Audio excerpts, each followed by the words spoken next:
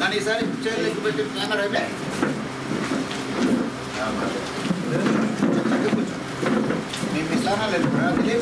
గారు సంజయ్ నాయుడు గారు, రూరల్ మండల ప్రెసిడెంట్ వేణుగోపాల్ రెడ్డి గారు, మీరా సాహిబ్ గారు, జిల్లా నాయకులు సీనియర్ నాయకులు మీరా సాహిబ్ గారు, కోట మండల అధ్యక్షులు రమేష్ గారు, డాక్టర్ రమేష్ గారు,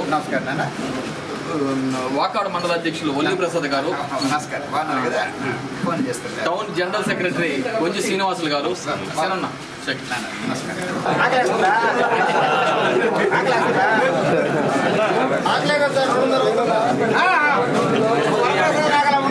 మేము సుమారు ఒక కోడూరు దేపునూరు ఎగురాజపాలెం నుంచి నేను సాధారణంగా ఆహ్వానిస్తారని గారి నాయకత్వంతో తెలుగుదేశం నుంచి వైసీపీ కనుక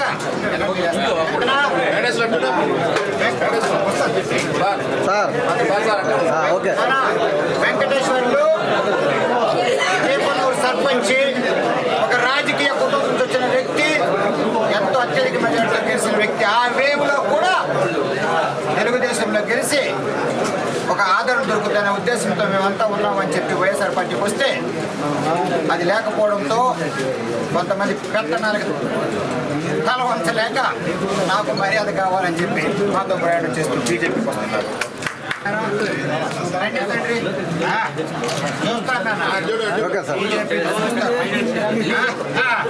మీరు చెప్పండి ఫైనాన్స్ అని చెప్పండి సార్ వరుసగా వచ్చాడు అన్న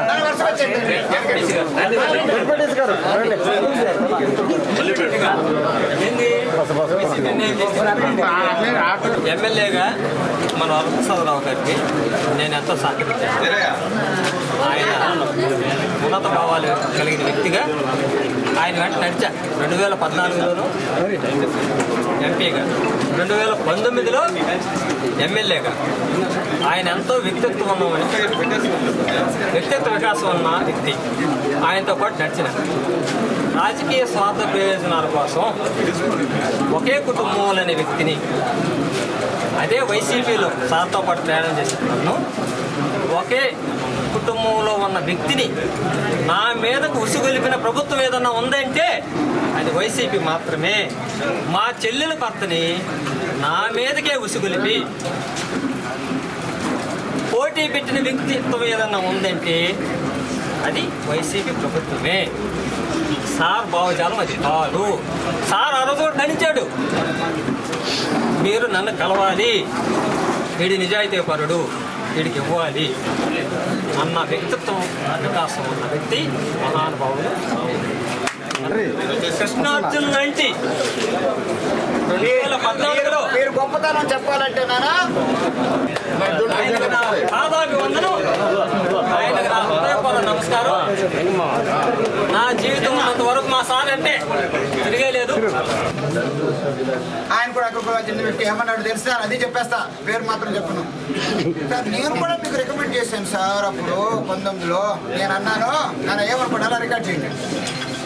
ఒకవేళ నువ్వు రికమెండ్ చేసావని చెప్పి ఈ రోజు కనుక నువ్వు జగన్మోహన్ రెడ్డి గారి దగ్గర చెప్పించగలిగితే నా ఎమ్మెల్యే పదవి ఒక్క నిమిషంలో తీసుకిస్తా. ఆయన భార్య ముందే చెప్తాను, వరప్రసాదరావు ఉంది, ఆయన భార్య ముందే చెప్పాను. మళ్ళీ ఇక్కడ ఎలాంటి అబద్ధాలు ఎక్కడ చెప్పకండి. వరప్రసాదరావు త్యాగం చేశాడు, రాజీనామా చేశాడు, నన్ను దీక్ష చేశాడు. నన్ను కోరి ప్రతినాడు 3 నెలల తర్వాత నన్ను ఒప్పించి ఇక్కడ పంపిస్తే నేను ఒక రికమెండ్ చేశాను అంటే ఊరుకుంటాను. నేను చేతకని దద్దామనా? మీరు వెళ్ళి రికమెండేషన్ తీసుకొస్తే నేను ఎమ్మెల్యేగా ఒక పదవిగా ఉంటాను, ఒక బానిసలాగా, దిష్టి బొమ్మలాగా, కీలు బొమ్మలాగా ఉంటుంది. వరప్రసాదరావు అయ్యింది రోజులు మారిపోతున్నాయా? అందుకే ఇలాంటి వ్యక్తులు కూడా ఉంటే బాగుంటుంది సమాజంలో అని చెప్పి తెలియజేస్తూ ఆయనగా ఒక అంబేద్కర్ వారసుడిగా, సమాజంలో మార్పు కోరే వ్యక్తిగా తప్పలేదు. జడ్పీటీసీ ఇచ్చారు కాదంట్లా, నాకు ఇచ్చారుగా. అది కేవలం భిక్ష పెడితే ఈరోజు తీసుకో, కానీ భిక్ష పెట్టలేదే, ప్రజలు కదా గెలిపించారు కనుకనా. ఆ రోజు అంబేద్కర్ కనుక ఆలోచనలు ఉండుంటే ఈ రోజు ఇలా దిష్టి బొమ్మలు పెట్టుకుని, కీలు బొమ్మలు పెట్టుకుని, అసమర్థనలు పెట్టుకుని ఎవడో ఒక డిక్టేట్ చేసుకుంటే వాళ్ళ ఇంట్లో పడుకుని వాళ్ళు పెట్టిన భోజనాలు చేయడానికి అలా ముందుకు వచ్చాడు కనుక వారుగా వచ్చారు. ఏ రోజు నేను మన్యం చేయని అడగలేదు. వరప్రసాద్ కూడా పద్ధతిగా ఉంటాడు. మీరు నిర్ణయించుకో. ఉంచుకోండి అని చెప్పి ఆయనే ముందు వచ్చేసి ఇలా అభివృద్ధి జరుగుతున్నాయి, నా నియోజకవర్గం జరుగుతున్నాయి, నా సిలికా మైన్స్ అన్యాయం అయిపోతుంది, ప్రజలకు బాగా దూరం అయిపోతున్నారు, శ్మశాన వాటిలాగా చెడుకూర అయిపోతుంది, నా వంతు నేను చేయాలనే ఉద్దేశంతో చాలామంది ముందుకు రావడంలో ఆయనకు వచ్చారు కనుక నాన్న తప్పనిసరిగా నువ్వు అదేవిధంగా ముందుకు వెళ్ళు, ప్రజల కొరకు నువ్వు పోరాడు, చిల్లకూరులో జరిగే అన్యాయాలు ఆపు చేయించు. వారు కేవలం ఒక మనిషి కొరకు అని చెప్పేసి గ్రామాలు శ్మశానాలాగా తయారైపోతున్నాయి. వెళ్దాం, మన గ్రీన్ ట్రిబ్యునల్కి వెళ్తాం, హైకోర్టుకి వెళ్తాం, సుప్రీంకోర్టుకి వెళ్తాం, కేంద్ర ప్రభుత్వం నుంచి పొల్యూషన్ కంట్రోల్ తీసుకొస్తా. మీరు రండి ముందుకు. కానీ ఈరోజు వచ్చినందుకు ఒక జడ్పీటీసీగా, ఒక ఆలోచన పరుడుగా, ధైర్యశాలిగా నువ్వు వచ్చినందుకు నేను వచ్చుడు చేయనని మనస్ఫూర్తిగా నేను అభినందిస్తున్నాను. సార్ సార్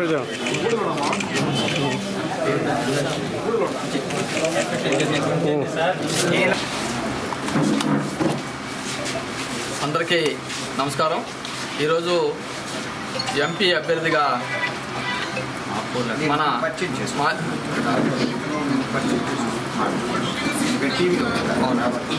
పురుషోత్తమ్ రెడ్డి, గూడూరు నియోజకవర్గ బీజేపీ కన్వీనర్ నేను. ఈరోజు భారతీయ జనతా పార్టీ తిరుపతి అభ్యర్థిగా వరప్రసాద్ గారిని అనౌన్స్ చేసిన తర్వాత ఈరోజు పెద్ద ఎత్తున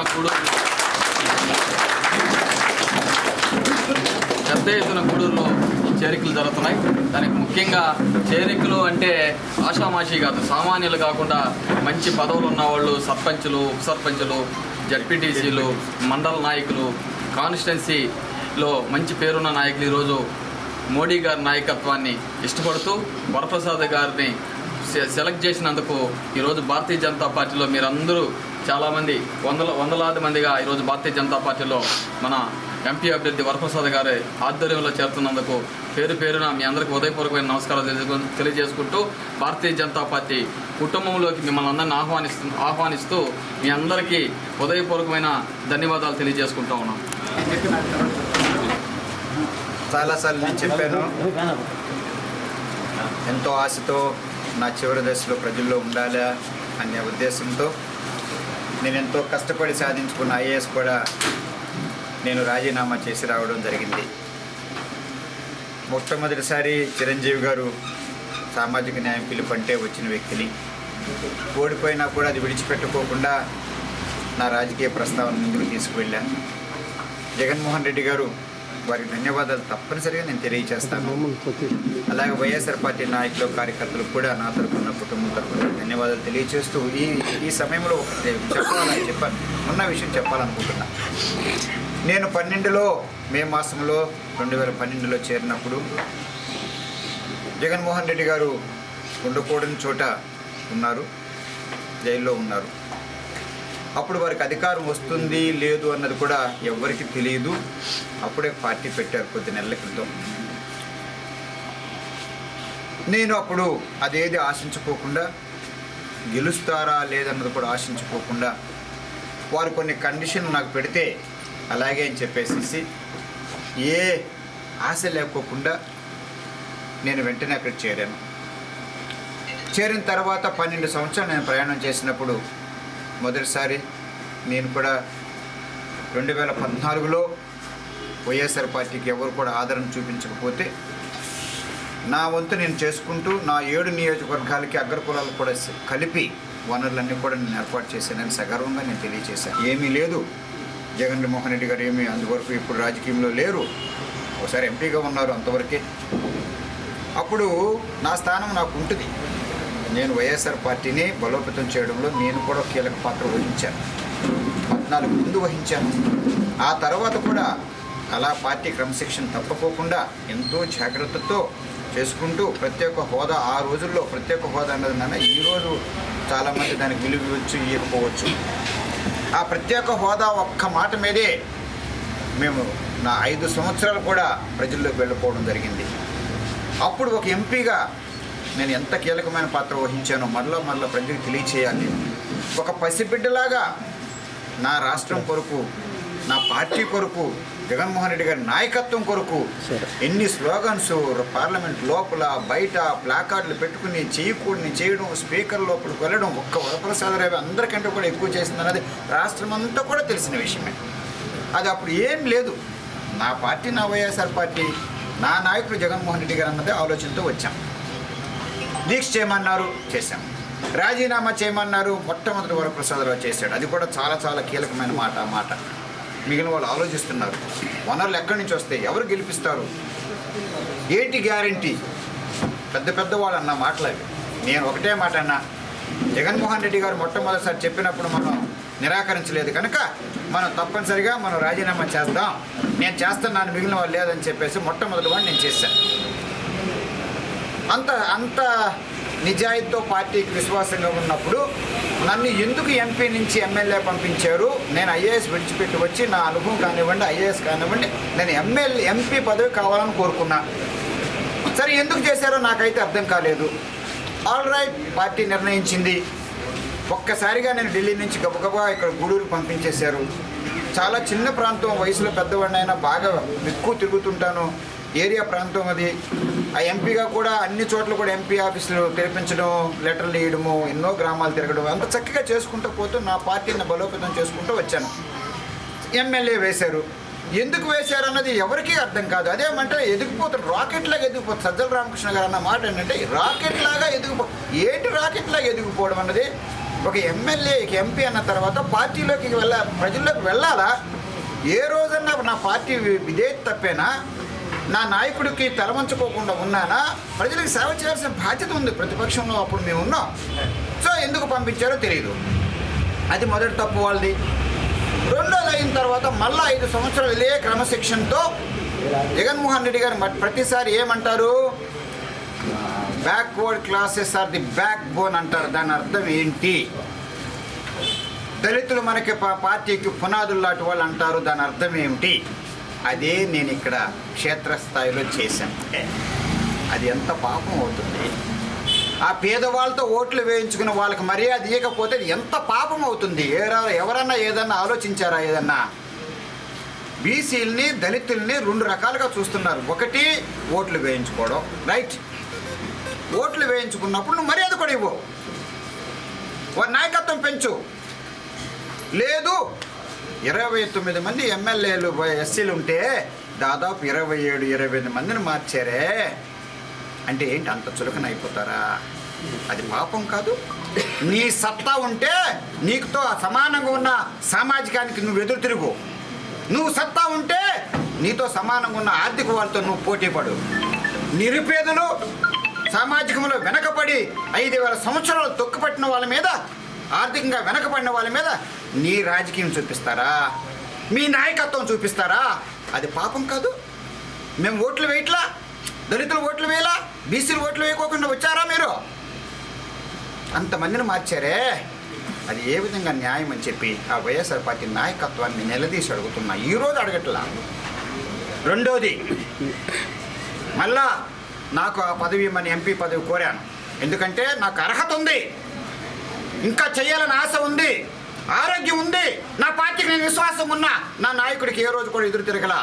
నా నాయకులు ఎవరు కూడా వైఎస్ఆర్ పార్టీ ఎవరన్నా ఒక్క మాట అనగలిగితే, వరప్రసాద్ ఈ విధంగా ప్రవర్తించాడు, అహంకారంగా ప్రవర్తించాడు అని చెప్పగలిగితే అడగమని చెప్పండి. చేయకూడదు చేశానేమో అని. ఏది చేసినా కూడా నా వైఎస్ఆర్ పార్టీ బలోపేతం. తెలుగుదేశం వలన చక్కగా చూసుకున్నానంటే ఎవరన్నా ఆలోచిస్తే దాని వెనకాల ఎంత తాత్పర్యం ఉందో అర్థమవుతుంది. ఎదుటి మనిషిని ఎప్పుడైనా సరే మనం కించపడితే ఆ విరోధి భయంకరంగా మనకు వ్యతిరేకం చేస్తాడు. అదే కనుక తెలివితేటలతో మన అపోనెంట్ని కనుక రెచ్చగొట్టకపోతే మన విలువ పెరుగుతుంది. అందుకే ఎవరో పెద్ద తత్వవేత్త ఏమంటాడంటే, ఎదుటి మనిషిని వారు చేసింది, the best revenge is not to be like your enemy. దాని అర్థం ఏంటంటే, నీ విరోధి నువ్వు చేసిన దానికి నువ్వు చేయకు. ఆ రోజు తెలుగుదేశం వాళ్ళు ఎవరన్నా కనుక నువ్వు కేసులు పెడితే నువ్వు పెట్టుకో. అదే పెద్ద పాఠం వాళ్ళకి. అదే చేశా. నా పార్టీకి ఇక్కడ గౌరవం తీసుకొచ్చా. కారణం లేకోకుండా మళ్ళీ నన్ను ప్రజల్లో ఉండడానికి అవకాశం లేకోకుండా నేను ఏమన్నారు, మాలాంటి వాళ్ళని ఎందుకు తీస్తారండి, ఎలా పోగొట్టుకుంటారని జగన్ గారు నేను అడిగినప్పుడు లేదన్నా ఎందుకు పోగొట్టుకుంటాను, నా గుండెల్లో మీరు ఉన్నారు అన్నారు. లేదు బాబు, నేను ప్రజల్లో ఉండాలని కోరుకుంటాను. ఇదే జరిగింది. నేను ప్రత్యక్షంగా చెప్పాల్సిందే. ఆ రోజు అది అన్ని పార్టీల కనుక చెప్పడానికి వీలు లేకుండా పోయింది. గుండెల్లో కాదు అక్కడ, ఎవరు గుండెల్లో ఉండడానికి రాలా. వారు ఏ విధంగా ప్రజల్లో ఉండాలని చెప్పి ఒకసారి ముఖ్యమంత్రి అయిన తర్వాత మరోసారి ముఖ్యమంత్రి అవ్వాలని కోరుకుంటున్నారో, వరప్రసాదరావు కూడా అలాగే రాజకీయంలోకి వచ్చారు, ప్రజల్లో ఉండాలని కోరుకుంటున్నారు. నా అనుభవం తగినట్టుగా ఎంపీ నేను ఉండాలని చెప్పి నేను కోరుకున్నా. అంతే తప్పనిచ్చి ఎవరు గుండెల్లో ఉండడానికి ఎవరు రావు ఇక్కడ. ఆ విధంగా ఉన్నాను. లేదు అప్పుడు చూడండి, ఒక 10 సంవత్సరాలు పాలించిన బీజేపీ ఏ విధంగా పార్టీ నడిపిస్తుందో ఒక్కసారి ఇక్కడున్న వాళ్ళకి తెలియజేస్తున్నాను. వైఎస్ఆర్ పార్టీకి వాళ్ళు కేవలం ఒక సర్వేతో, మోడీజీ గారు ఒక్క సర్వేతో ఏ రోజు కూడా నేను ఎవరి దగ్గరికి వెళ్ళనా, పార్టీలో చేరనా. చివరి రోజు వరకు కూడా ఒకవేళ ఆయన మనసు మార్చుకుని ఏది న్యాయం అది చేస్తారేమో అని ఏ రోజు కూడా నేను వాల్ పోస్టులు తీయించలా. మొన్నటి వరకు నా ఇంట్లో ఫోటో మార్చలా, నా వాల్ పోస్టులు మార్చలా. అర్థం ఉండదా వాళ్ళకి? తెలియొద్దా? సర్వేలు అంటే నీ సౌకర్యం కొరకు చేసుకునే సర్వేలు అవి, అవమానాలు పెట్టడానికి చేసుకున్న సర్వేలా? అంతకుముందు సర్వే రోజునే కరెక్ట్గా 3 నెలల క్రితం అన్నారు జగన్మోహన్ రెడ్డి గారికి 59, నాకు 58, 57 అని చెప్పినప్పుడు ఎంత దగ్గరికి వచ్చాను నేను ఆయనకి. అదే సర్వే చూసి ఒక ఐఏఎస్ ఆఫీసర్ ఆయన అంటారు, ఇంత ఎక్కువ మెజారిటీ సర్వేలో వచ్చింది ఒక్క గూడూరు ఎమ్మెల్యే వరప్రసాదరావే. వారు జగన్మోహన్ రెడ్డి గారికి చాలా తక్కువ దగ్గరకు వచ్చారు. ఆయనకి 59 ఉంటే వరప్రసాద్కి 57 అని చెప్పిన వ్యక్తికి ఆ కారణం లేకోకుండా ప్రజలను తీసేస్తారంటే అప్పుడు బడుహ బలహీన వర్గాల నాయకత్వం పెంచవద్దనే కదా, వాళ్ళు తుంచేయాలనే కదా. అదే చూడండి, తెలుసుకుని బుద్ధి తెచ్చుకోండి. ఒక పార్టీ నాయకత్వం ఉన్న పార్టీ, 10 సంవత్సరాలు ఉన్న పార్టీ, వారు కేవలం ఒక చక్క ప్రొఫెషనల్గా వరప్రసాదరావు సర్వే ఎలా ఉందని చేయించుకున్న తర్వాత ఒక్క రికమెండేషన్ లేకోకుండా మోడీజీ గారు 4 స్థాయిల్లో చేశారు. ఎవరు ఇలా ఇష్టం వచ్చినట్టు ఎవడో నీ దగ్గరకు వచ్చి కాకా పట్టడం, ఆయన పేరు పెట్టడం అలాది కాదు. అక్కడ ఎవడు బానిసలా ఉన్నాడో వాడికి టికెట్లు కాదు. ఇక్కడ ఏం జరిగిందో కూడా తెలియజేస్తాను, ఏ విధంగా బీజేపీ చేసేవాళ్ళో కూడా తెలియజేస్తాను. పైనుంచి నేను ఒక అడిగినప్పుడు నాకు ఇంట్రెస్ట్ ఉందని చెప్పినప్పుడు సరాసరి నా బయోడేటా డిస్ట్రిక్ట్ పంపించారు. డిస్ట్రిక్ట్ బీజేపీ ప్రెసిడెంట్ గారు ఉన్నారు, వారంతా విచారించి నాతో మాట్లాడుకోకుండా నా గురించి అన్న తెలుసుకుని ఇంటర్నెట్ ద్వారా కానీ మిగిలినవన్నీ కూడా ప్రజల దగ్గర కూడా అన్నీ చేసి బీసీల దగ్గర, ఎస్సీల దగ్గర, అందరి దగ్గర తెలుసుకున్న తర్వాత Varaprasadarao is a suitable person, MP అభ్యర్థికి తగిన వాడు ఇక్కడ అని చెప్పి పంపించారు. ఆ తర్వాత బీజేపీ రాష్ట్ర అధ్యక్షురాలు గారి దగ్గరికి వెళ్ళింది, పురంధేశ్వరి గారి దగ్గరికి. వారు వంతు చేశారు. ఒక్కసారి నేను కలిసి నమస్కారం పెట్టిన తప్ప, నాకు ఆశ ఉందని చెప్పాను తప్ప, ఆవిడ ఎంత గొప్ప మహిళ అంటే అందరికీ తెలిసిన వ్యక్తే. హుందాతో ఉండే ఒక అధ్యక్షురాలు, ఏ ఒక్క ఇన్ఫ్లుయెన్స్ కూడా తలవంచని వ్యక్తి. ఎన్టీఆర్ గారు కుమార్తె, గౌరవమైనది. వారు కూడా అలాగే చేసి సర్వే చేసిన తర్వాత మళ్ళీ మీటింగ్లు పెట్టి ఇక్కడ వచ్చిన ప్రెసిడెంట్ తప్పు చేశారా, రైట్ చేశారా అని చెప్పి బీజేపీ నాయకులందరిని అడిగి సర్వే చేయించిన తర్వాత వారు రికమెండ్ చేశారు. జాతీయ స్థాయిలో కూడా మరొక మీటింగ్ పెట్టుకున్నారు. మీటింగ్ పెట్టుకున్న తర్వాత అప్పుడు 5-6 వస్తే ముందు బీజేపీ వాళ్ళు ముందు ఉన్న వాళ్ళని చూశారు, వరప్రసాదరావు బయట నుంచి వచ్చాడని కూడా చూశారు. చూసొచ్చిన తర్వాత సర్వే ప్రకారం వరప్రసాదరావు అయితే గెలుస్తాడు అన్న తాతో చక్కగా రికమెండ్ చేశారు. చేసిన తర్వాత మోడీజీ గారు, నడ్డాజీ గారు, మా అధ్యక్షులు షా గారు చక్కగా ఒకే ఒక పేరుతో వరప్రసాదరావు అంటే చూడండి ఎంత పద్ధతిగా వెళ్తుందో బీజేపీ. అంతే తప్పనిచ్చి నీకు తల వంచినోడు ఒకడు, తల వంచినోడు ఒకడు, 100 రూపాయల కోట్లు, 100 కోట్లు, ఆ చెత్త ఏమీ లేదు మా బీజేపీలో. వరప్రసాదరావు అర్హుడు, సర్వే చెప్పించింది, 15 సంవత్సరాలు ఒకే చోట ఉన్నారు, ఎంపీగా ఉన్నప్పుడు ఇన్ని పనులు చేశారు, ఇన్ని ఆఫీసులు పెట్టించారు, పేద ప్రజలకు కూడా సహాయం చేశారు అన్న ఒక్క సర్వేతో చేయించారు. అది బీజేపీ పార్టీ అంటే. ఈరోజు నేనేం దూషించట్లా, ఒక పార్టీని కూడా పద్ధతిగా నడుపుకోండి అయ్యా. నీకు ఈ రోజు ప్రజల ఆదరణ ఉందని చెప్పేసి ఈ విధంగా ప్రజలను ఒక్కొక్క నాయకుడిని తోలనాడితే అది పాపం అవదు. చాలాసార్లు చెప్పాను. ప్రతి ఒక్కరు కూడా పార్టీని బలోపేతం చేశారు. షర్మిల గారు కృషి ఉంది, ఆవిడెవరో అది వేరే విషయం, ఏ పార్టీ ఉండొచ్చు ఏముండొచ్చు. విజయమ్మ గారు కృషి ఉంది. మా అందరూ కూడా ఒక్కొక్కరు ఇటుకలు లాంటి వాళ్ళం, ఒక్కొక్కరు ఏ ఒక్కరు సొంత పార్టీ కాదు, ఎవరిది సొంత సొత్తు కాదని. రాజకీయం అంటే ఆ విధంగా ప్రజాస్వామ్యంలో నడిపించవలసిందే. తప్పు చేశారా మీరు డిసిప్లినరీ కమిటీ పెట్టండి, నాకు ఒక అవకాశం ఇవ్వండి, అంతే తప్పనిచ్చి ఇలా కరివేపాకులాగా గడ్డి పరగలాగా తీసేసి పారేయడం అన్నది పాపం అవుతుంది. ఈరోజు మీకు అధికారం ఉంది కదా అని చెప్పి, నాయకత్వం ఉంది కదా అని చెప్పేసేసి ఒక విధంగా ఈ విధంగా చేసుకుంటూ ప్రజాస్వామ్యంలాగా కాపాడాలా, డబ్బుమయం చేయకూడదు. అది ఎంత ఈ విధంగా చేసుకుంటూ పోతుంటే ఇలా వెళ్ళడం, మైన్స్ దగ్గర నుంచి మళ్ళీ రావడం, మళ్ళా అదే ప్రజల్లో పెట్టడం, అప్పుడు ఎక్కడి నుంచి ప్రజాస్వామ్యం వస్తుంది? ఎలా దిగజారిపోతుంది ప్రజాస్వామ్యం మన రాష్ట్రంలో అని చెప్పి నేను అడుగుతున్నా. తెలుసా, చివరికి ఒక సామాన్యుడు ఎన్నికల్లో పోటీ చేయడానికి కూడా అవకాశం లేకుండా చేసుకుంటూ వస్తున్నారు ఇప్పుడున్న అధికారంలో ఉన్నవాడు. అది చాలా పాపం అయిపోతుంది. ప్రజాస్వామ్యాన్ని కూని చేసేస్తున్నారు ఇక్కడ. నేనేం కోరాను, చిల్లకూరులో సిలికా ఉంది, ఏం కోరాను జగన్మోహన్ రెడ్డి గారిని చేతులు జోడించి 10 లెటర్లు రాశాను. ఏం కోరాను, మీరు గ్రామ సభలు పెట్టించండి, ఆ సిలికా గ్రామ సభలు పెట్టించండి, వారు నిర్ణయిస్తారు ఎక్కడ చేసుకోవచ్చు, ఏ భూమిలో చేసుకోవచ్చు, ఏ భూమిలో చేసుకోకూడదు. వారితోనే కోఆపరేటివ్ సొసైటీ పెట్టించండి, వారిని మెంబర్స్గా చెయ్యండి, వాళ్ళ ఫలితాలు వాళ్ళు పొందనివ్వండి. అది కావాలంటే ప్రభుత్వం మీరు అమ్ముకోండి, అప్పుడు మీకు రాబడి వస్తుంది ప్రభుత్వానికి అని నేను అంత స్పష్టంగా చెప్తే నా లెటర్లు తీసుకువెళ్ళి చెత్త కుప్పలో వేస్తాను. అది క్వార్ట్స్ కానీ అలాగే చేశాను, అది సిలికాకి అలాగే చేశా, క్వార్ట్స్ అలాగే శాండ్ ఇంకా విచిత్రం. దువ్వూరు మధుసూదన్ రెడ్డి గారు వైఎస్ఆర్ పార్టీ కొరకు ప్రాణం పెట్టి 19లో గెలిపించిన వ్యక్తి. అక్కడ గూడెలు కానివ్వండి, గూడెలు అంటే మొత్తం కోట కానివ్వండి, చిట్టమూరు కానివ్వండి, అక్కడంతా కూడా ఎక్కువగా రైతు సామాజిక వర్గం అంతా కూడా పెద్దలు, జగన్మోహన్ రెడ్డి గారి సామాజిక వర్గం చెందిన వారు అందరూ వైఎస్ఆర్ పార్టీ. అక్కడ సిలికా స్వర్ణముఖిలో తీసుకెళ్తేనా 3 మీటర్లు వెళ్ళవలసిన చోట 30 మీటర్లు నువ్వు వెళ్ళిపోతే అది అలా చెయ్యొద్దు అని చెప్తే ఆయన మీటింగ్ నుంచి పంపించేమని చెప్పి ఒక పెద్ద మనిషి అడుగుతారు. నువ్వు రాజకీయం కనుక తెలుసుంటే ప్రజలకి అన్యాయం చేస్తున్నావు, అక్కడ నాయకుడిని చులకన చేస్తున్నావు. అదేమి రాజకీయమయ్యా, అదేమి రాజకీయమయ్యా. నేను నా విషయం కూడా తెలియజేస్తా. బల్లు వాళ్ళు నా దగ్గరికి ప్రజలు వచ్చారు, సరే మాకు ఇష్టం లేకోకుండా చేసేసుకుంటున్నారని, చిలిక తీసేస్తున్నారంటే నేను వెళ్ళి అది ఆఫ్ చేయించాను. ఆ మహానుభావుడు అడుగుతారు, ఏ మహానుభావుడు ఎలా చెప్పాలి నాకు అర్థం కావట్లా. రాజ్యసభ మెంబర్గా ఉన్న వ్యక్తి, రీజనల్ కోఆర్డినేటర్, ఎందుకు వెళ్ళావని అడిగితే అది ఎంత పాపం. ఒక ఎమ్మెల్యే అయిన తర్వాత ప్రజలకు అన్యాయం జరుగుతుంటే ఆ సిలిక ఇష్టం వచ్చినట్టు ఎత్తేస్తుంటే వరప్రసాదరావు అక్కడికి వెళ్ళి ఆఫ్ చేస్తే ఎందుకు వెళ్ళావని అడిగారంటే అంతకంటే పాపం మీకు ఉంటుందయ్యా. ప్రజాప్రతినిధులు అంటే ఓట్లు వాళ్ళ దగ్గర వేయించుకుని వాళ్ళ స్థలాలన్నీ కూడా శ్మశాన వాటికలుగా చేస్తున్నావే. ఈరోజు కేవలం నీ కొరకు మళ్ళా ఎలక్షన్లో పెట్టడానికి, అవినీతి చేయడానికి అని అంత డబ్బులు చేస్తున్నావే. ఆ ఒక్కటే నువ్వు ఆలోచిస్తున్నావే, అది శ్మశాన వాటిక అయిపోతుంది. ఆ తర్వాత ఆ ప్రజలు, చిల్లకూరులో ఉన్న గ్రామ ప్రజలు ఎక్కడికి వెళ్తారు? వాళ్ళకి ఇంక జీవనోపాధి ఏది?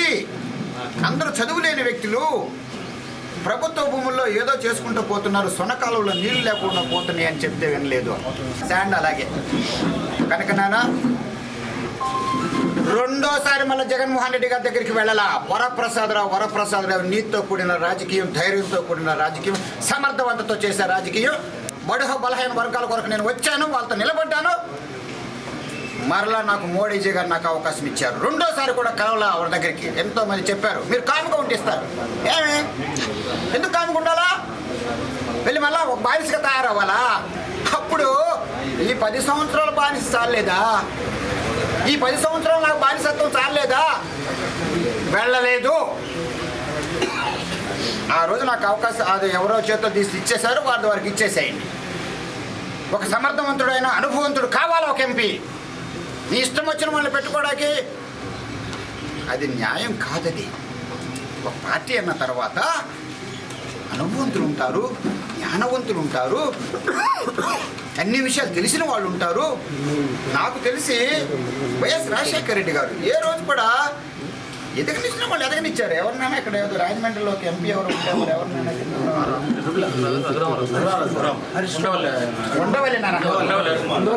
ఉండవల్లి ఆయన ఒక మేధావి టైప్ అని నేను ఎప్పుడు కలవలేదు ఆయన్ని. బట్ ఏ రోజు ఆయన కాదని లేదే, వైఎస్ఆర్ గారు ఏ రోజు కాదని లేదే. ఆయన అనుచరుడు, ఆయనకు సలహాదారు ఉండేవారు. ఆయన అదే సామాజిక వర్గం చెందినవారా? తెలియక అడుగుతున్నాను, ఆయన అదే సామాజిక వర్గమా? చెప్పండి. కాదనే కాదు కదా, కాదు కదా. నువ్వు ముఖ్యమంత్రి అదే సామాజిక వర్గం అయ్యండి, అక్కడ ఉన్న ఐఏఎస్ ఆఫీసర్ రాజకీయం చూసి ఐఏఎస్ చూసిన వాళ్ళు అదే సామాజిక వర్గం అయ్యండి, సలహాదారుడు అదే సామాజిక వర్గం అయ్యండి, రీజనల్ కోఆర్డినేటర్ అదే సామాజిక వర్గం అయ్యండి, డిస్ట్రిక్ట్ ప్రెసిడెంట్ అదే సామాజిక వర్గం. మిగిలిన వాళ్ళు ఎక్కడికి వెళ్తారు? వైఎస్ఆర్ పార్టీ ఎలా ఉందో చెప్తున్నా. గెలవచ్చు, గెలవకపోవచ్చు, అది ప్రక్కన పెట్టండి. ఒక నీతి నిజాయితీ అంటూ ఉండాలా? నువ్వు వేసుకుంటే సలహాదారులను ప్రతి ఒక్క కులం నుంచి వేసుకుని ఆయనకి ఎలా ప్రాధాన్యత ఇస్తున్నావు అదే ప్రాధాన్యత ఇచ్చినప్పుడే ఒక ముఖ్యమంత్రిగా ఉండడానికి అర్హత. మాలాంటి వాడు ఎక్కడికి వెళ్ళాలా? ఎవరి దగ్గరికి వెళ్ళాలా? ఒక బీసీ సోదరుడు ఎక్కడికి వెళ్ళాలా? ఒక ఎస్సీ సోదరుడు ఎక్కడికి వెళ్ళాలా? 5 కూడా ఒకే సామాజిక వర్గం చెందిన ముఖ్యమంత్రి సామాజిక వర్గం చెందిన వాళ్ళైతే మీరు ఎక్కడికి వెళ్ళాలా? ఏ విధంగా ఉక్కిరిక్కిరైపోయామో తెలుసా? కానీ పార్టీ క్రమశిక్షణ కొరకు ఏ రోజు నోరెత్తలా. ఆఖరికి సరదాగా అడిగాను, భగవంతుడు ఒకవేళ నాకు అవకాశం ఇస్తే తొందరగా వెళ్ళిపోదామని జగన్మోహన్. అప్పు చేశాం. ఎందుకో తెలుసా? ఉక్కిరిక్కిరైపోతున్నారు. చాలామందికి వేరే ఆలోచన లేక ఉంటున్నారే తప్ప నాకు తెలుసు. నాకు ఇప్పటికన్నా స్వతంత్రం వచ్చింది మోడీజీ గారు. Secret of happiness is freedom. ఒక మనిషి సంతోషం ఉండాలంటే మనిషికి స్వతంత్రం ఉండాలట. మళ్ళా the secret of happiness is freedom. ఒక మనిషి సంతోషం ఉండాలంటే స్వతంత్రం. స్వతంత్రం ఎక్కడి నుంచి వస్తుంది? The secret of freedom is courage. ఒక ధైర్యం ఉంటేనే స్వతంత్రం వస్తుంది, స్వతంత్రం ఉంటేనే సంతోషం ఉంటుంది. ప్రతి మానవుడు కూడా అదే. అలాంటి కోరుకునే వ్యక్తిని కనుక నేను సంతోషంగా ఉండాలి కనుక నాకు సంతోషం ఎప్పుడు వస్తుందంటే నేను ఫ్రీగా ఉన్నప్పుడు వస్తుంది, స్వతంత్రం ఉన్నప్పుడు వస్తుంది. కనుక ఆ స్వతంత్రం ఎప్పుడు వస్తుందంటే నాలో ధైర్యం ఉన్నప్పుడే. తిరుపతికి తప్పనిసరిగా ఒక ఎంపీకి అనుభవంతుడు కావాల్సిందే, సమర్థవంతుడు కావాల్సిందే. ఈ రోజుల్లో ఎన్ని మార్పులు వస్తున్నాయంటే బడుగు బలహీన వర్గాలు ఇంకా బానిసలుగా ఉండటానికి ఎక్కడ సిద్ధపడట్లా. ఏ గ్రామంలో చూసినా కూడా పేరుకేమో ఎస్సీ ఇచ్చారు, పెత్తనం అంతా ఒక చోట ఉంటే అప్పుడు ఎందుకు ప్రజాస్వామ్యం రాశారు రాజ్యాంగంలో? ఈ సమాజంలో ఉన్న ఆ సామాజిక అసమానతలు తొలగించాలనే కదా పెట్టారు. అది మీరు అది అమలు చెయ్యాలి. ఆ ఉద్దేశంతో అంబేద్కర్ కానివ్వండి, అంబేద్కర్ ఒక్కరే రాయిలా, రాజ్యాంగం అనేది బాగా తెలుసుకోవాలా. 389 మంది ఎంపీలు అక్కడ ఉన్నప్పుడు, అగ్ర కులాలకు చెందిన వాళ్ళు ఎక్కువ అత్యధికంగా ఉన్నప్పుడు వాళ్ళు నిర్ణయించిన రాజ్యాంగం రాశారు అంబేద్కర్. ఈ సలహాలు ఇచ్చారు, సూచనలు ఇచ్చారు. కానీ ఒప్పుకున్నదంతా కూడా constituent assembly consisting of 389 MPs from all over the country and majority were from forward community. అగ్ర కులాల నుంచి వచ్చిన వాళ్ళు ఒప్పుకున్న దానికి అర్థం ఏమిటంటే రిజర్వేషన్ ఎందుకు పెట్టారంటే ఈ సమాజంలో ఉన్న సామాజిక అసమానత్వాలు కూడా తొలగించాలా, బడుగు బలహీన వర్గాలకు కూడా ఆత్మాభిమానం కావాలా, గౌరవం కావాలా. ఏదో సంక్షేమ పథకాలు 4 ఇచ్చేసేసి నువ్వు ఒక మూల కూర్చోమంటాకి చదువుకున్న పిల్లలు వచ్చేసారు. బీసీ ఎస్సీ వర్గాల్లో, ఎస్టీ వర్గాల్లో వచ్చేసారు. వారు ఇదే కోరుతున్నారు. నా తండ్రి బానిసగా ఉన్నాడు, నేను బానిసగా ఉండడానికి నాకు ఇష్టం లేదు. కానీ రాజకీయాలు కూడా దూరం ఉండలేము కనుక నేను వచ్చాను. నాకు అవకాశం ఇచ్చారు మోడీజీ గారికి, బీజేపీ వారికి నా తరఫున, నా కుటుంబం తరఫున వందనాలు తెలియజేస్తూ అందుకోసం వచ్చానో కూడా వివరంగా చెప్పాను. అందరూ కూడా నన్ను కుటుంబ సభ్యులాగా నన్ను చూస్తున్నారు. ఆ రోజు నేను ఏ విధంగా విశ్వాసం ఉన్నానో, విశ్వాసం ఉన్నప్పుడు నా విశ్వాసానికి విలువ ఇవ్వలేదు, ప్రజల్లో ఉండాలని కోరుకున్నప్పుడు నాకు అవకాశం ఇవ్వలేదు, ఆ నియంత్రణకు దూరం అయిపోయాను. నాకు బానిసత్వం వద్దు, నేను కూడా స్వతంత్రం పుట్టాలని చెప్పి రాజకీయం చేయాలనుకుంటున్నా. రాజ్యాంగం ఏ విధంగా బడుగ బలహీన వర్గాలకు కూడా ఒక మనిషి ఒక విలువ అని చెప్పి ఆ రోజు ఎలా అన్నారు అంబేద్కర్ వాళ్ళు, అదే విధంగా నేను ఒక విలువ చేసి ఒక ఓటు ఒక విలువ ఇచ్చాను. అందుకని చెప్పి ఇక్కడికి వచ్చిన వాళ్ళందరికీ నేను మనస్ఫూర్తిగా నేను ధన్యవాదాలు తెలియజేస్తూ, ఇంతమంది వచ్చినందుకు. ఇందులో బీజేపీ వాళ్ళు మొట్టమొదటి నుంచి ఉన్నారు కనుక మీ స్థానం మీకే ఉంటుంది. నేను చాలా ఫ్రీడ్ ఇక్కడ కూడా నేను వైఎస్ఆర్ పార్టీలో నేను కూడా ఒక సీనియర్ నన్ను భావించాను. నాకంటే సీనియర్ నాకు తెలిసి రాజమోహన్ రెడ్డి గారు ఒకరు తప్ప, జగన్మోహన్ రెడ్డి గారు వారి తల్లి తప్ప నేను 4వ మనిషిగా ఉన్న వ్యక్తిని. నేను మొట్టమొదటిసారి పదవి కొరకు అని చెప్పి నేను ఆ కండిషన్స్ అని ఒప్పుకున్న వ్యక్తిలో వరప్రసాదరావు మొదటి వాడు. ఎందుకంటే మిగిలిన వాళ్ళు గోదావరి పేదలు వెళ్ళి ఉండొచ్చు, చేసి ఉండొచ్చేమో, కానీ రాజమోహన్ రెడ్డి గారి తర్వాత పదవి ఆయన మొట్టమొదటి అనౌన్స్ చేసింది తిరుపతి ఎంపీ వరప్రసాదరావు. పక్కన వెంటనే పెట్టుకోమని కూడా చెప్పారు జగన్మోహన్ రెడ్డి గారు. 2012లో చెప్పారు ఆయన మాట తెలియజేస్తూ. అదే సమయంలో ఎవరైతే జగన్మోహన్ రెడ్డి గారు అంటే వారిని వ్యక్తిగతంగా నేనేమంటలేదు, మోడీజీ గారి గురించి నేను ఒక్క 2 మాటలు చెప్పాలనుకుంటున్నా. వారిని కోరట్లేదు. జగన్మోహన్ రెడ్డి గారు కూడా నేను ఊరు ఎక్కడ మాట విడిచిపెట్టలా. గత 12 సంవత్సరాలుగా ఏం జరిగిందో చెప్పాను తప్ప ఒక్క మాట కూడా చెడ్డ మాట మాట్లాడాల. ఆ తారతమ్యాలు తెలుసుకోవాలని చెప్పి ఎవరైనా తిరిగి సమాధానం చెప్పాలంటే ముందు అది ఆలోచించి చెప్పమని చెప్తున్నా. ఆయన అధికారంలో లేనప్పుడు వెళ్ళా, ఎంపీగా త్యాగం చేశా, ఎమ్మెల్యే అయిన తర్వాత ఏ తప్పు చేయలేదు. ఇలా చేశారు కనుక వారు తప్పిదం నాది కాదు. ఆ బీజేపీ వారు నన్ను గౌరవించి ఇచ్చారు కనుక ఆ తర్వాత మోడీజీ గారిని మనం చూద్దాం. ఒక్క మాట చూద్దాం. అభివృద్ధి బ్రహ్మాండంగా జరుగుతుంది. గత 75 సంవత్సరాలు లేని విధంగా అభివృద్ధి జరుగుతుంది. మనం నిష్పక్షపాతంగా చూద్దాం. ఈరోజు నేను బీజేపీకి వచ్చానని చెప్పటంలా, ఇక్కడే నేను ఎంపీగా ఉన్నప్పుడు ఎన్ని పనులు తెచ్చానో ఒక్కొక్కటి కనుక మనం ఆలోచించుకుంటే, తిరుపతి రైల్వే స్టేషన్ దగ్గర నుంచి ఇంటర్నేషనల్ ఎయిర్పోర్ట్ చేయడం కానివ్వండి, 12 సబ్వేలు పెట్టడం కానివ్వండి, 2 ROBలు పెట్టడం కానివ్వండి, ఆదిశంకర దగ్గర వేయడం కానివ్వండి, నాయుడుపేట నేను తిరుపతికి నేషనల్ హైవే వేయించడం కానివ్వండి, విమానాశ్రయం కూడా అంతర్జాతీయ స్థితికి తీసుకెళ్ళడం కానివ్వండి, ఇలా ఎన్నో విధాలుగా నేను తీసుకొచ్చాను. అప్పుడు గూడూరులోనే చూడాలనుకుంటే రైల్వే స్టేషన్ ఏ విధంగా ఇంప్రూవ్ చేశాము, ఒక రిజర్వేషన్ కౌంటర్ పెట్టించాము, నాయుడుపేటలో కొత్త ట్రైన్ పినాకిని ఆఫ్ చేయించాను, విన్నమల సభ్య చక్కగా ఎన్నో సంవత్సరాల నుంచి అవసరం ఉన్న దానికి చేయించాను. అలాగే మళ్ళా సూలూరుపేటలో 2 ట్రైన్స్ ఆఫ్ చేయించాము. అవన్నీ కూడా బీజేపీ చేసినవే.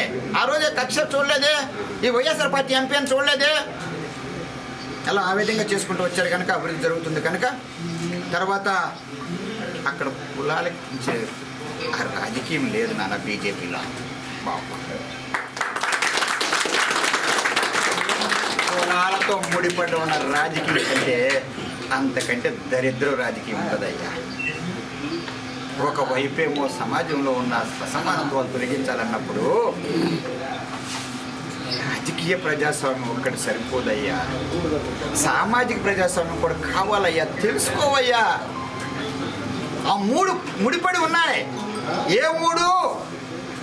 రాజ్యాంగంలో రాసినప్పుడు రాజకీయ ప్రజాస్వామ్యం కూడా సామాజిక ప్రజాస్వామ్యంతో ముడిపడి ఉంది. ఆ సామాజిక ప్రజాస్వామ్యం ఆర్థిక ప్రజాస్వామ్యంతో ముడిపడి ఉంది.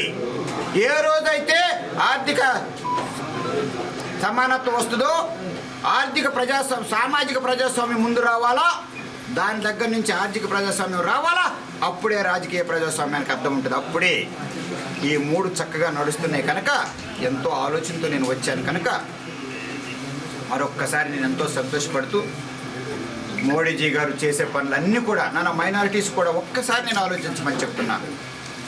నేను కూడా మైనారిటీస్ అభిమానిని. అందులో ఢోకా ఏమీ లేదు. నాకు తెలిసి 4 చట్టాలు తీసుకొచ్చారు మన మోడీజీ గారు. మొదటిది వచ్చి అమ్మ లక్ష్మీరామ లోపల కూర్చో, అక్కడ కూర్చో చైర్లో. మొదటిది ఏం పెట్టారంటే తలాక్ తలాక్ తలాక్ అంటే చాలామంది ఏంటంటే భర్త కనుక మైనారిటీలో కుటుంబాల్లో 3 సార్లు నువ్వు నాకొద్దు అంటే వివాహం రద్దు అయిపోయినట్టే. ఎవడన్నా అది న్యాయమయా? ఎప్పుడో షరియత్లా చేశారు, కాదంటలేదు. నేను ఒక ముస్లిం అయి ఉండి నా భార్యకి అలా చేస్తాను, నా తల్లికి ఎవరన్నా చేస్తే, నా కూతురికి ఎవరన్నా చేస్తే, నా చెల్లికి ఎవరన్నా చేస్తే, నా అక్కకి ఎవరైనా చేస్తే అది ఎంతవరకు సమంజసం? తర్వాత హిందూ సోదరులు కూడా, ముస్లిం సోదరులు కూడా తెలుసుకోవాలా, హిందూ మతంలో తప్పులున్న వేదాలను కూడా చాలా వరకు గత 2000 సంవత్సరాల్లో వేదాల్లో ఉన్న అన్నీ కూడా ఎవరు మార్చారో తెలుసా? రామానుజాచార్య మార్చాడు, పెద్ద హిందువుడు. మాధవాచార్య మార్చాడు, పెద్ద హిందువు. ఆదిశంకరాచార్య మార్చాడు, పెద్ద హిందువు. దయానంద సరస్వతి మార్చాడు, ఆయన పెద్ద హిందూ. 1000 సంవత్సరాల్లో హిందూ మతంలో కూడా ఎన్నో మార్పులు వచ్చాయి. వాళ్ళు కూడా కలుపుకోమనే ఆ రోజు స్త్రీ ధర్మం ఉండేది, స్త్రీ బయటికి రాకూడదని ఉంది. ఈ రోజు ఎలా ఉన్నారో మనం చూస్తున్నాం. అది వేదాల్లో ఉంది, స్త్రీ ధర్మం రాసి ఉంది. ఆ రోజు అంటరాంతనం ఉంది, తీసేశారు. సో హిందూ మతంలో కూడా మార్పులు వస్తున్నాయి. అది ఎవరు కాదని లేదు, బీజేపీ ఏ రోజు అబ్జెక్ట్ చేయలేదు. అదే విధంగా కొన్ని మార్పులు దీనిలో కూడా చాలా అవసరం. ఇది కూడా 2000 సంవత్సరాల క్రితం వచ్చిన మతం. ఇది మార్పులు కొన్ని అవసరం అని చెప్పి ఆలోచిస్తున్నప్పుడు మనం కనుక లోతుగా ఆలోచిస్తే అక్కడ ఎవరికి ఉపయోగమో? మైనారిటీ ఉన్న మహిళలకు ఉపయోగం. అది ఎవరికి కాదది, హిందువులకి కాదది. అందుకే ఉత్తరప్రదేశ్లో 30-40% మైనారిటీస్ ఉన్నా కూడా దర్జాగా రెండోసారి గెలిచింది. అక్కడ దర్జాగా గెలిచింది. రెండోది ఏంటో తెలుసా? 370 ఆర్టికల్ రద్దు చేశారు. అంటే ఇదివరకు స్పెషల్ స్టేటస్ ఉండేది కాశ్మీర్కి. దానికి రీజన్ నేను చెప్తాను. వ్యాపారాలు పెట్టడానికి లేదు, బయట వాళ్ళు వచ్చి కొనడానికి వీలు లేదు, రియల్ ఎస్టేట్ సున్నా, ఉద్యోగాలు సున్నా, ఎందుకంటే బయట నుంచి వ్యాపారాలు లేవు, సున్నా. అప్పుడు అక్కడున్న యువకులు ఏం చేయాలో తెలియక ఉగ్రవాదానికి వెళ్ళిపోతున్నారు. సో అందుకని మళ్ళా 2 రాజ్యాంగాలు ఉండకూడదు. ఒక దేశానికి ఒక రాజ్యాంగం ఉండాలా, ఒక ప్రజాస్వామ్యం ఉండాలన్న ఉద్దేశంతో అది రద్దు చేశారు. బాగా ఆలోచిస్తే ఏ తప్పు ఎవరికి జరగలా. మూడోది వద్దాం, సిటిజన్ అమెండ్మెంట్ యాక్ట్ అని, సిఏఏ. అందరూ ఏంటో మాట్లాడుకుంటారు. దానిలో ఉన్నది ఒక్క మాట నేను చెప్తాను. ఈరోజు బీజేపీకి వచ్చానని చెప్పట్లా, బాగా చదువుకున్న వ్యక్తిని, అలా మూర్ఖత్వంగా మాట్లాడే వ్యక్తిని కాదు.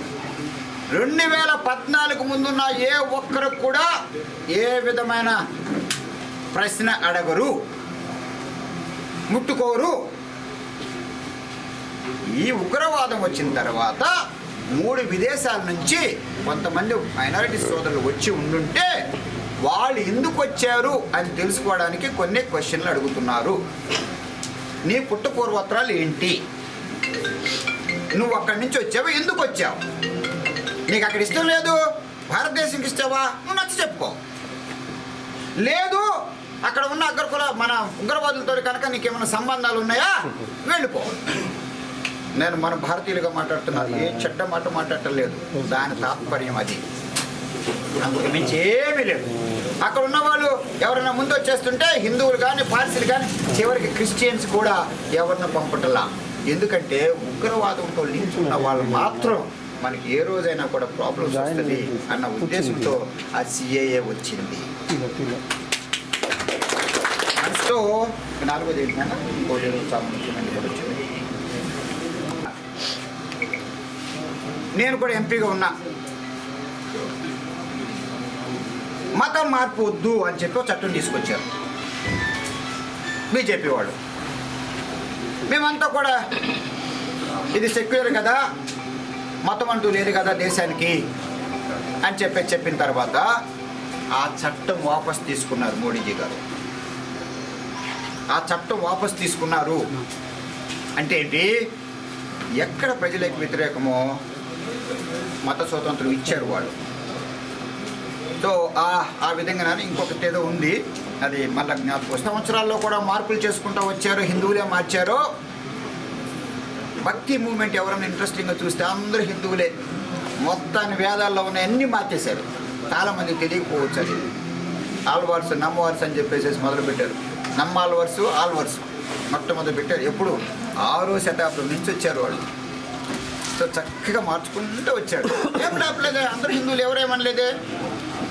సో ఆ విధంగా మార్పులు వస్తున్నప్పుడు తర్వాత 4వది గుర్తొచ్చింది నాన్న, యూనిఫామ్ సివిల్ కోడ్.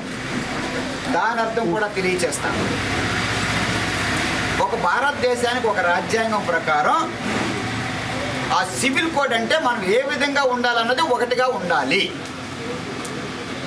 అది ఎంతవరకు సమంజసం మనందరికి అర్థమవుతుంది. 75 సంవత్సరాలు అయిపోయింది. ఆ రోజుల్లో మన అంత మునుపు ఏంటంటో ఆచారాలు అవి ఉండేవి. సో నీ ప్రకారం నువ్వు వేసుకో, నా ప్రకారం నువ్వు వేసుకో. ఇప్పుడు వచ్చేసిన తర్వాత మైనారిటీస్కి ఎంత ఇబ్బంది కలుగుతుందో ఒక్కసారి ఆలోచించారా?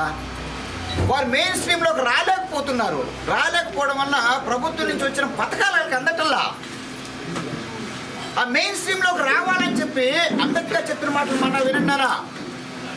మన దేశం లాంటి రకరకాల మతాలు ఉన్న దేశం, రకరకాల కులాలు ఉన్న దేశం, రకరకాల ఆచారాలు ఉన్న దేశంలో ఖచ్చితంగా ఒక సింగిల్ యూనిఫామ్ సివిల్ కోడ్ అంటే మానవులందరూ కూడా ఒకే విధమైన ఆర్డర్ ఉండాలి అని చెప్పేసి కాన్స్టిట్యూంట్ అసెంబ్లీలో అంబేద్కర్ నిష్పక్షపాతంగా, అంబేద్కర్ మనం ఎంతో గౌరవిస్తాం, ఎందుకంటే లీడర్ కాదు ఆయన, ఏది న్యాయం అది రాశారు. సో అదే కోరుతున్నారు ఇప్పుడు. కనుక నా మైనారిటీ సోదరులు కూడా నేను చేతులు జోడించి కోరుతున్నా. చదువుకున్న వ్యక్తిని, నేను కూడా మస్జిద్లు కట్టిన వ్యక్తిని, టెంపుల్ కట్టాను, మస్జిద్లు కట్టాను, చర్చిలు కూడా ఆదరించాను. కనుక ఏది కూడా బాగా ఆలోచిస్తే నాకు తెలిసి బీజేపీ ఏ రోజు కూడా మైనారిటీ వ్యతిరేకం కాదు. ఎవరన్నా కనుక నా దగ్గరకు వస్తే ఏ విధంగా నేను చక్కగా 4-5 చట్టాలు వచ్చాయి. 5 చట్టాలు కూడా నేను చదువుకున్న వ్యక్తిగా చూసా. కులాలకు సంబంధం లేకోకుండా చక్కగా అభివృద్ధితో కూడిన రాజకీయం చేయాలంటే మా బీజేపీని ఆదరించండి. దానిలో నేను మార్పులు చూశాను. నేను కావాలనే వెళ్ళాను. నేను ఇంక ఇటువైపు వెళ్ళలేదు. నేను ఆ రోజు కూడా పవన్ గారు నన్ను పిలిచారు. ఏ ఒక్కరి దగ్గరికి నేను వెళ్ళలా. ఏదో ఒక విధంగా ఏదో తెచ్చుకోవాలని చెప్పి నేను వెళ్ళలా. ఏ రోజు కూడా నేను వెళ్ళలా. ఎవరన్నా కానీ నిరూపించగలిగితే చంద్రబాబు గారి దగ్గరికి నేను వెళ్ళలా. పవన్ గారు కూడా అది పిలిచారు. జగన్మోహన్ రెడ్డి గారి దగ్గర రెండోసారి కూడా వెళ్ళలా. మొదటిసారి నా నాయకుడి దగ్గరికి వెళ్ళా. కనుక బీజేపీని ఆదరించండి. మార్పు చాలా అవసరం మనకి. కులాలకు అతీతంగా మనకి రాజకీయాలు జరగాలంటే నేను బాగా ఉంటున్నాను. నేను మీతో ప్రయాణం చేస్తాను. ఇప్పుడు స్వతంత్రంతో చేస్తాను. ఇప్పుడు చాలా స్వతంత్రం మనకి. ఉదాహరణకు బూతు సుబ్రహ్మణ్యం గారు ఉన్నారు. చక్కగా ఇప్పుడు బీసీలు హ్యాపీగా ఉండొచ్చు, ఎస్సీలు హ్యాపీగా ఉండొచ్చు, మైనారిటీస్ హ్యాపీగా ఉండవచ్చు, అగ్రకులాలు హ్యాపీగా ఉండొచ్చు. మా బీజేపీ అంతా కూడా అగ్రకులాలే. చక్కగా మిగిలిన వాళ్ళందరూ కూడా ఉన్నారు. ఇప్పుడే కొంతమంది ముందు వెళ్ళట్లేదు కనుక ముందు ఏమైనా కొంచెం గ్యాప్ ఉండొచ్చు. చక్కగా ఇప్పుడు ఎస్సీలు కూడా చాలామంది వచ్చేస్తుంది. ఎందుకంటే మార్పు వచ్చేసింది మాలో. తర్వాత ఎస్సీల గురించి కూడా తెలియదు. చేసి ఉండాలంటే చేసి ఉండొచ్చు కదా. అంత గొప్ప పదవి కదా, భారతదేశంలో నెంబర్ 1 పదవి కదా. ఒకసారి ఎస్సీలకి, ఒకసారి ఎస్టీలకి అంటే ఎంతో మార్పు వస్తుందో చూడమని నేను అడుగుతున్నా. మేము ఎంపీలకు ఉన్నప్పుడు తారతమ్యాలు లేవే, దయచేసి రండి. బీజేపీ ఇదివరకులాగా కాదు, కొన్ని కారణాల వల్ల అలా ఉండిపోయింది. అటల్ బిహారీ గారి వాజ్పేయి వచ్చిన తర్వాత ఎంత మార్పు. తర్వాత 1-2 టెంపుల్స్ కనుక ఒకవేళ మాస్క్లు ఏమైనా పడగొడుతున్నా తెలిసి ఒకటి తండ్రి. ఒక్కసారి నేను మైనారిటీ సోదరులను కూడా చేతులు జోడించి నేను కోరుతున్నాను. మీరు ఒక్కొక్క ఇష్యూని సపరేట్గా చూడవద్దు. భారతదేశం అంతా కూడా ఒక ఆరాధించుకునే ఒక దైవం, ఒక దేవాలయం అక్కడ ఉన్నప్పుడు ఆ రోజుల్లో ఆ విధంగా అల్లావుద్దీన్ వారు కానివ్వండి, ఖిల్జీలు కానివ్వండి, ఆ రోజున విదేశాల నుంచి వచ్చారు కదా, మనకి మొఘల్స్ పక్క నుంచి వచ్చారు కదా. వాళ్ళకి ఏదో కారణాల చేత ఉండొచ్చు. మనం ఎవరిని మనం దూషించట్లేదు. అలాంటి వచ్చినప్పుడు కొన్ని దేవాలయాల్ని 1-2 ఎవరో పుట్టిన ప్లేస్, పుట్టిన దేవాలయం అని చెప్పి రాముడు పుట్టిన దేవాలయం అనుకున్నా, మథురలో కృష్ణుడు పుట్టిన దేవాలయం అన్న కూడా ఇలాంటి ప్రాధాన్యత హిందూ మతం కూడా మతంగా ఉన్నది కదా. అది ఎంతవరకు సమంజసం? అది తీసేసి ఆ స్థానాల్లోనే కట్టమని అడుగుతున్నారు.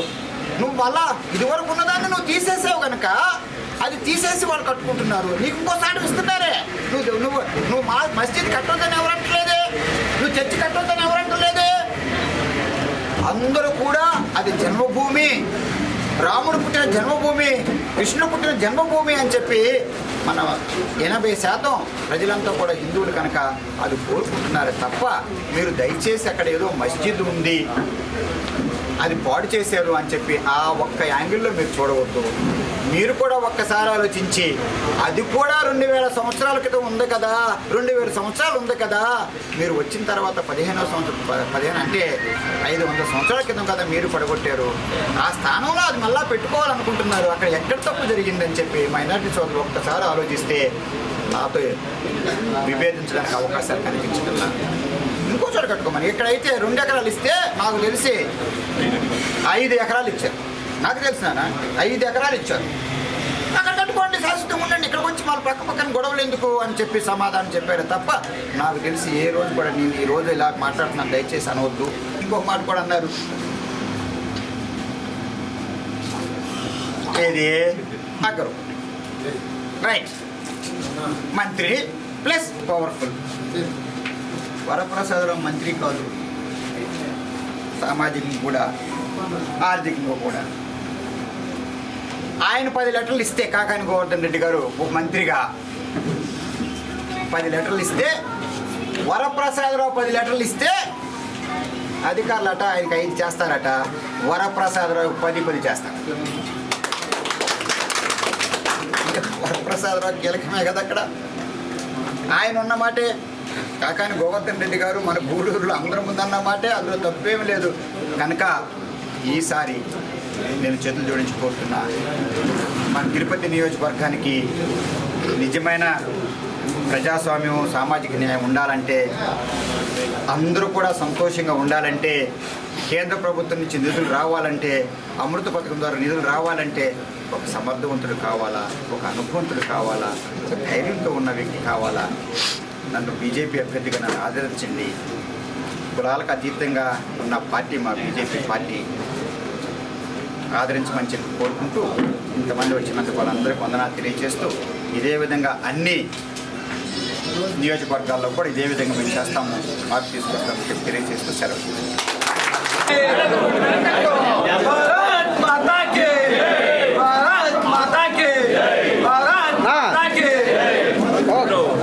సుబ్రహ్మణ్యం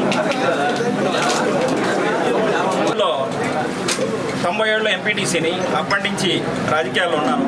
ఒకసారి బీసీ కింద మా మిస్సెస్ని, మా భార్యని ఎంపీటీసీగా కూడా పెట్టాను తెలుగుదేశంలో. అయితే అప్పుడు అతి స్వల్ప మెజార్టీతో ఓడిపోవడం జరిగింది. అప్పటి నుంచి 97 నుంచి ఉన్నాను. అయితే మన వరప్రసాద్ గారిని నేను చాలా దగ్గరగా చూశాను. వారి మనసు ఆ పార్టీ నుంచి మళ్ళీ వైసీపీకి వచ్చాను. అయితే అప్పటి నుంచి అన్ని ఎలక్షన్లు ఎదుర్కొన్నా, కానీ కొన్ని కారణాలు కారణాలతో నాకు ఎలాంటి అవకాశం దక్కలేదు. వరప్రసాదరావు గారు లేదా బీజేపీ వాళ్ళు ఏ ఒక్కరి మీద ఇక్కడ ఉన్న పరిస్థితిని బట్టి, ఇక్కడున్న రాజకీయ పరిస్థితిని బట్టి, ఇక్కడున్న సామాజిక న్యాయం లేకపోవడం వల్ల చాలా మంది కూడా మోడీజీ గారి నాయకత్వానికి రావడం జరుగుతుందని తెలియజేస్తూ, ఈ సమయంలో మాకు ఈ నియోజకవర్గ అధ్యక్షులతో సమానం మొట్టమొదటి నుంచి కూడా ఉన్న వ్యక్తి పురుషోత్తం రెడ్డి గారు మా గూడూరు నియోజకవర్గానికి అధ్యక్షులతో సమానం. వారి దగ్గర కూడా నేను కూడా పనిచేయవలసింది. నాయుడు గారు వచ్చేసేసి గూడూరు టౌన్ ప్రెసిడెంట్ ఉన్న వ్యక్తి, అనుభవంతులు, స్వామిలు, నాయకత్వమే ఉంటుంది.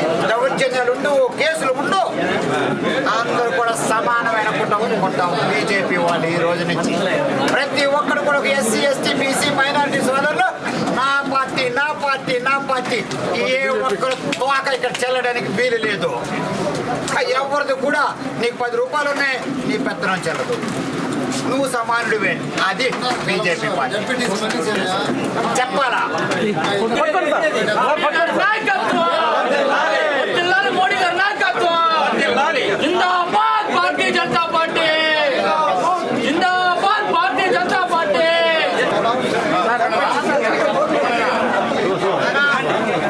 సుబ్రహ్మణ్యం గారు వచ్చి మాజీ ఎంపీటీసీ, గత 27 సంవత్సరాలుగా రాజకీయంలో ఉంటూ పార్టీలన్నీ స్థానిక పార్టీని చూసిన తర్వాత లేదు వీడియో ఫోటో రెండు నాకు జాతీయ పార్టీ కావాలా, మోడీజీ గారి అభివృద్ధి చూశాను, వరప్రసాదరావు కూడా ఇక్కడ మన స్థానికుడిగా నాయకుడు ఉన్నాడని చెప్పి ముందుకు వచ్చినందుకు వారికి ధన్యవాదాలు తెలియజేస్తూ కానీ అది న్యాయం దొరకట్లేదని చెప్పి ఆ రోజు మాకు వచ్చాడు. గూడూరుకి ఒక అభ్యర్థిగా పెట్టమని చెప్పి మా అధిష్టానాన్ని అడుగుతానని చెప్పేస్తాను.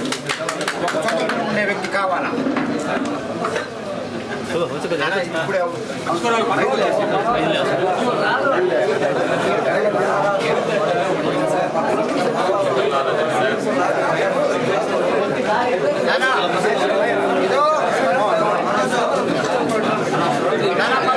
విద్యావంతుడు డాక్టర్ గారు, ఒక విద్యావంతుడు, ఒక బీసీ సోదరులు ఇంతవరకు రావడం మాత్రం ఒకటి మోడీజీ గారి నాయకత్వాన్ని ధన్యవాదాలు తెలియజేస్తూ మేము కాపాడుకుంటాం. మీ మీద ఏగ వాడితే మా మీద వాడినట్టే, ఇంకా ఎవరు భయపడనక్కర్లేదని చెప్పి తెలియజేస్తూ అతను మనస్ఫూర్తిగా పార్టీలోకి ఆహ్వానిస్తాను.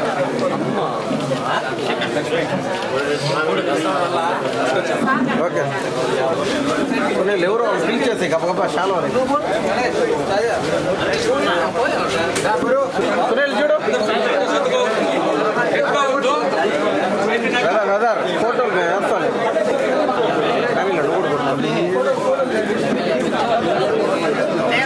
సార్. ఓకే నచ్చాయన రాజకీయం చక్కగా స్వతంత్రంతో కూడిన రాజకీయం చేసుకున్నా వాళ్ళ దగ్గర వీళ్ళ దగ్గర బాధ్యత ఎవరికి రావాలయ్యా. అన్నా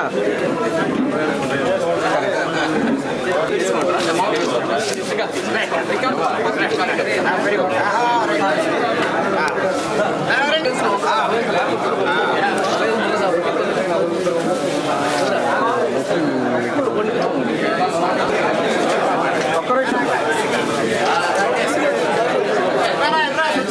సార్ వస్తున్నా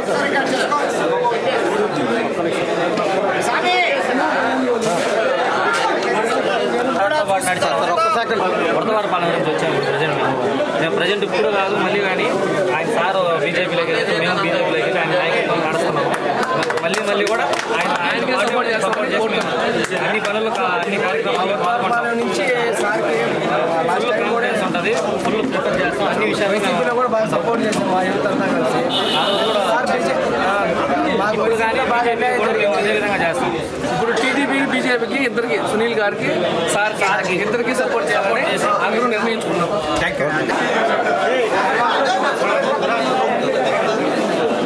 ఓకే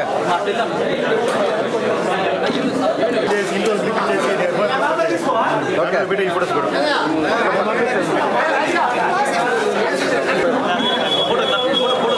అట్లా ఉన్నా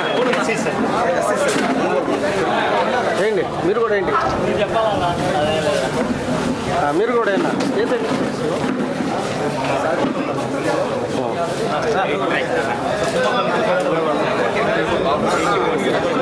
అలా చూడండి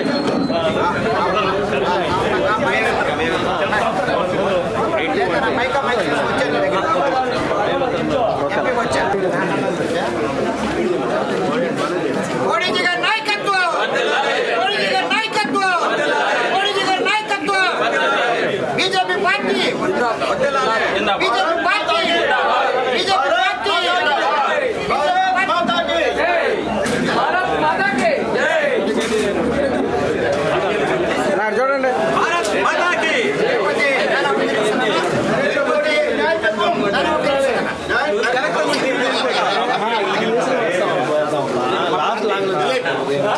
నానా దిలీప్ యాదవ్ రాజకీయం తెలిసిన వ్యక్తి, తప్పు మాట్లాడతాడని చెప్పి మీరు ఏదైనా అనుకుంటే చాలా పొరపాటు. ఎందుకో తెలుసా, అది కూడా తెలియజేస్తా. వచ్చాడు నా దగ్గరికి, నేను అప్పుడు వైఎస్ఆర్ పార్టీలో ఉన్నా. లేదు సార్, అక్కడ బీసీ సోదరులందరూ కూడా ఇంకొక విధంగా అనుకుంటున్నారంటే ఆ బిడ్డను అన్నాను, అయ్యా మనం వైఎస్ఆర్లో ఉన్నాం, నాకు చెల్లదు, నేను వైఎస్ఆర్లో ఉన్నాను కనుక వైఎస్ఆర్ పార్టీ విశ్వాసం ఉండాలంటే ఆ బిడ్డ నా దగ్గరికి చెప్పకోకుండా వెళ్ళి వైఎస్ఆర్ పార్టీ సర్పంచ్ ఓడించిన మగాడు ఎంతమంది తెలుసు, అది వెంకన్నపాలెం కోట, ఎంతమంది తెలుసు, అది ఎక్కడ ఉండి నా దగ్గరకు వచ్చాడు. అది కూడా తెలియజేస్తున్నాను. ఈరోజు మోడీజీ గారి నాయకత్వాన్ని ముందుకు వస్తున్నందుకు గొప్ప ఒక ముఖ్యమైన సామాజిక వర్గం బీసీ సోదరులు వచ్చారు కనుక నాన్న మీకంతా మేము అండగా ఉంటాం, మేము అండగా ఉంటాం. ఏ ఒక్కరికైనా కేసులు పెడితే కోర్టులకు వెళ్ళి నిలదీస్తాం. ఎవరు భయపడినక్కర్లా.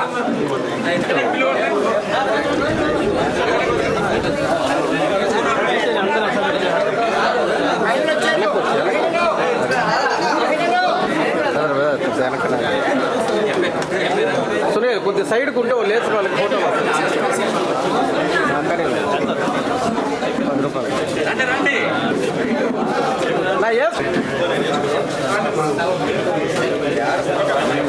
అదే అది బస్ అట్టే అన్నా సార్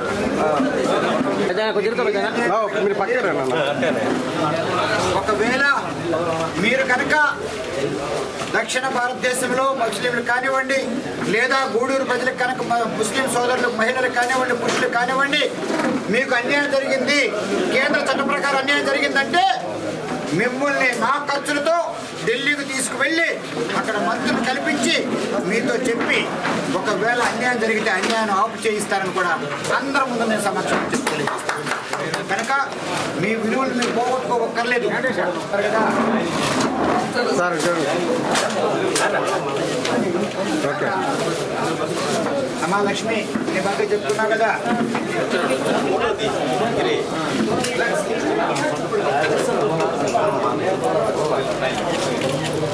ఓకే భవాని ఊరుకోదు, తప్పు జరిగింది. వీళ్ళు ముగ్గురు కూడా అంతే.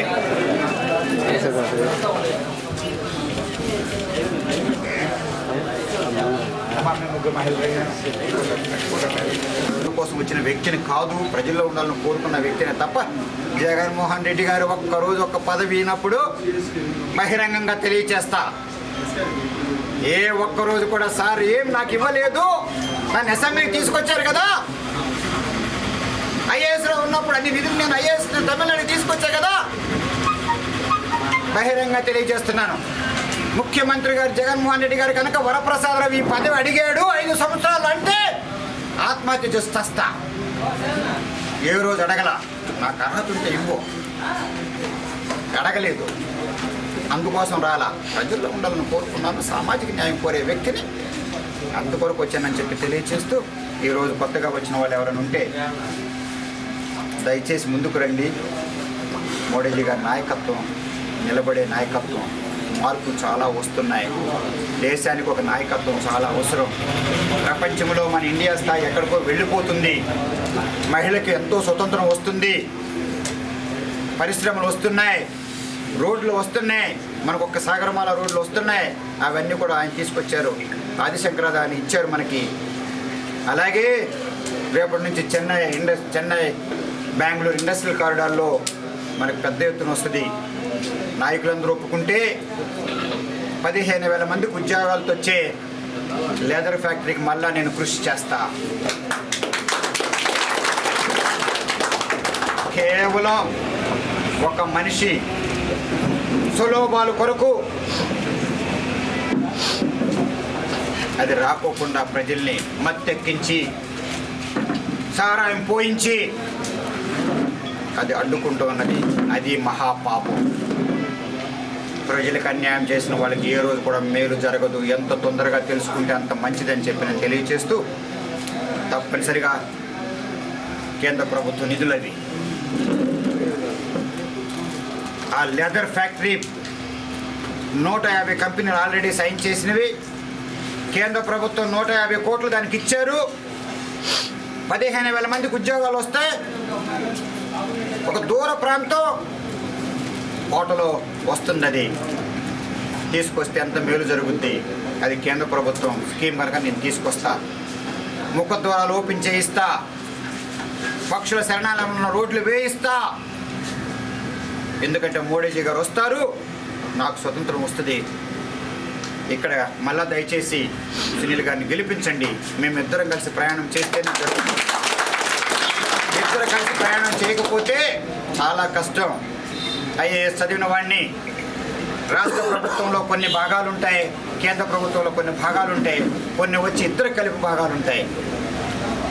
విద్యా సంక్షేమం అంతా కూడా రాష్ట్రం చూస్తే కేంద్ర ప్రభుత్వం వచ్చి పక్షుల శరణాలయము, తీర ప్రాంతాలు, సముద్రాలు, నదులు వచ్చి ఇద్దరు చూస్తారు. అభివృద్ధి చెందాలంటే ఆ తూపిలిలో ఒక టూరిజం ప్రాజెక్ట్ రావాలంటే రాష్ట్ర ప్రభుత్వం కేంద్ర ప్రభుత్వం కలిసి చేయవలసిందే. లేదా అక్కడ ఉన్న 30 గ్రామాల నుంచి శాశ్వతంగా వైల్డ్ లైఫ్ యాక్ట్ నుంచి తీసేయాలంటే నాకు రాష్ట్ర ప్రభుత్వం సపోర్ట్ కావాలా. నాకు 2 సార్లు ఏ పొరపాటు జరిగిందంటే, మొదటిసారి 14 నుంచి 19లో ఉన్నప్పుడు మేము ప్రతిపక్షంలో, రాష్ట్రంలో ప్రతిపక్షంలో ఉన్నాము, కేంద్ర ప్రభుత్వంలో ప్రతిపక్షంలో ఉన్నాము. మళ్ళా 19 నుంచి 24 వచ్చినప్పుడు రాష్ట్రంలో మేము పార్టీలో అధికారంలో ఉన్నప్పుడు కూడా కేంద్ర ప్రభుత్వం మాత్రం లేదు, నన్ను తీసుకొచ్చి ఇక్కడ పడేశారు. ఇక ఎమ్మెల్యే పోయి నేను ఎక్కడ కేంద్ర ప్రభుత్వం వెళ్తే, నేను ఒక ఢిల్లీ వెళ్తే కాంట్రాక్ట్లు పెరిగిపోతాయని కోతులు అంటారు. కోతులే నా ముందే అన్నారు కోతులు. ఐఏఎస్కి యూత్ ఎంపీ నా ముందే. పనికి మాల మీరు ఉండాలా, చదువుకున్న వ్యక్తి కూడా ఉండాలయ్యా రాష్ట్రాన్ని అభివృద్ధికి. అయ్యా కేవలం అసెంబ్లీలో ఒక రౌడీల తరంతో బూతులు ఆడుకుంటే అది ఒక పెద్ద రాజకీయం కాదయ్యా. దాంతోపాటు మాలాంటి వాళ్ళు కూడా ఉండాలయ్యా. అదే వైఎస్ఆర్ గారు చెప్పారు, ఉండవల్లి అరుణ్ కుమార్ గారు, అదే ఉదాహరణ. కనుక ఈ పనులన్నీ నేను తీసుకొస్తా, గూడూరు చెరువు శుభ్రత చేయిస్తా, కాలువలు శుభ్రత చేయిస్తా. ఈ శాశ్వతంగా ఎవరో మాలాంటి వాళ్ళు చేస్తే తప్ప ఈ విధంగా ఏ విధంగా 10 పనులు చేసి ఒక 5 సంవత్సరాల్లో వరప్రసాదరావుగా అయింది వాళ్ళ వల్లే, నేను కాదంటలేదు. కానీ వరప్రసాదరావుగా చేశాను. ఎందుకంటే ఆ కష్టకాలంలో ఎవరో ₹1 తెచ్చుకోలేనప్పుడు వరప్రసాదరావు తెలివితేటలతో 200 కోట్లు గూడూరు తీసుకొచ్చాడంటే అది వరప్రసాద్ సమర్థతే కదా. అప్పుడున్న వాళ్ళు ఏ ఒక్కరు కూరగాయల మార్కెట్ తేలేకపోయారు, ఏ రైతు బజార్ చేయలేకపోయారు, ఆటోనగర్ చేయలేకపోయారు, హాస్పిటల్ ఇంటికి తీసుకురాలేకపోయారు. వాకాళ్ళు అన్ని బిల్డింగ్లు కానీ, కోటలు అన్ని బిల్డింగ్లు కానివ్వండి, చింతవరం కానివ్వండి, చెల్లకూరు కానివ్వండి, చిట్టకూరు కానివ్వండి, మల్లంలో కానివ్వండి, ఏ ఒక్కరు హాస్పిటల్ బిల్డింగ్ తీసుకురాలేకపోయాడేమే వరప్రసాద్ తెచ్చాడు. ఒక్కసారి కాకాని గారు ఏమన్నారు తెలుసా? రైతు బజార్ ఇనాగ్రేషన్కి వచ్చారు, అందరూ తెలిసిన విషయమే. వరప్రసాద్ ఏ విధంగా పెట్టారు తెలుసా? నేను మంత్రిని,